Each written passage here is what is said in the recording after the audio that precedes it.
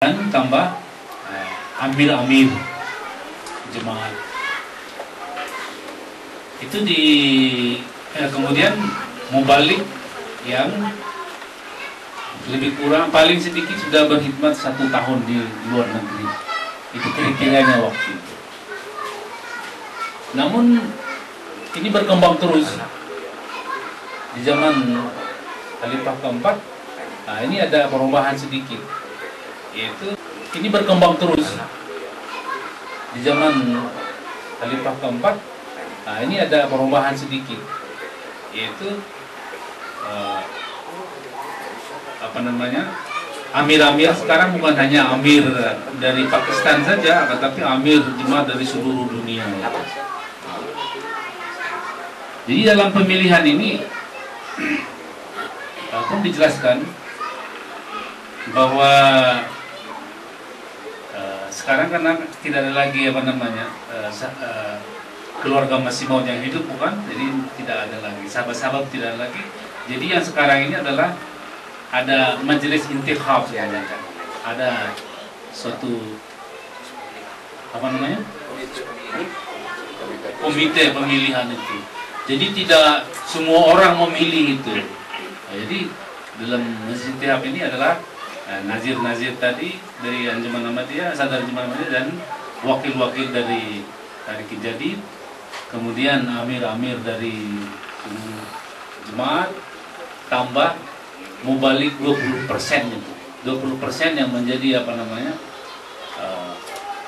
anggota pemilih adalah dari mubalik itu, yang belajar dari Jamiah Ahmadiyah Rabuah itu.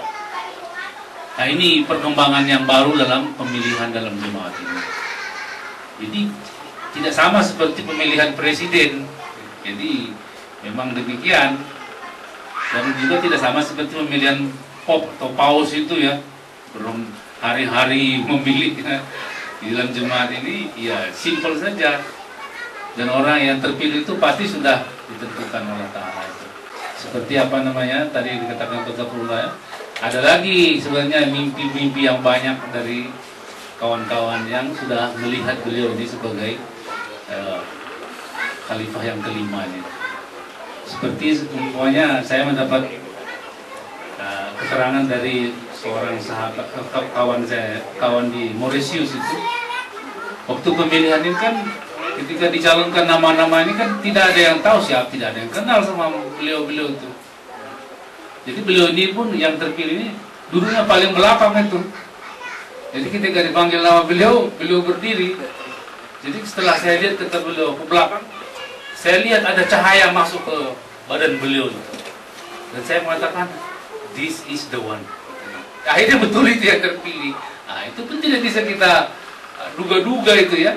Dan benar juga, akhirnya terpilih beliau itu jadi khalifah yang kelima itu. Jadi kita mohon satu pertanyaan dari ibu-ibu dan dijawab singkat. Terima kasih. Assalamualaikum warahmatullahi wabarakatuh.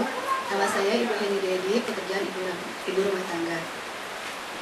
Yang ingin saya tanyakan adalah apakah benar bahwa pendiri Jemaat Ahmadiyah itu telah kalah dalam melakukan mubahalah dengan Muhyiddin Sanaullah, dan dikatakan pula bahwa beliau itu telah wafat lebih dahulu dari Muhyiddin Sanaullah. Mohon penjelasannya. Dan yang pertanyaan kedua adalah bahwa dikatakan pula bahwa Hazrat Ulama Muhammad itu wafat dengan tidak wajar. Mohon penjelasannya. Assalamualaikum warahmatullahi wabarakatuh.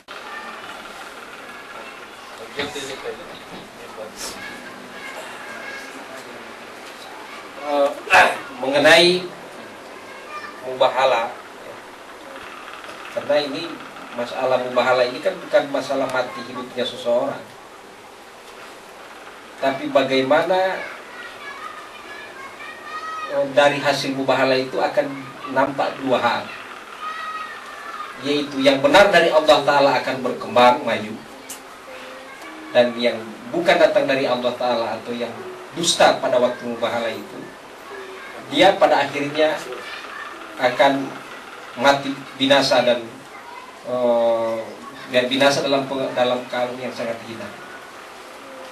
Ini bukan masalah kalau mati, semua orang akan mati. Nah, yang harus kita lihat, ini Sanaullah ini itu berkali-kali kepada umum itu menzahirkan bahwa dia terima mubahalah, kan gitu. Tapi secara diam-diam dia itu menyampaikan penyesalan, kan gitu terus tuh. Jadi terus ini cara-caranya yang seperti ini, kemudian hadrat Rasulullah bukakan itu. Nah, kalau dia tidak meninggalkan caranya yang seperti itu, Allah Ta'ala akan kelihatan. Nah, apa yang terjadi?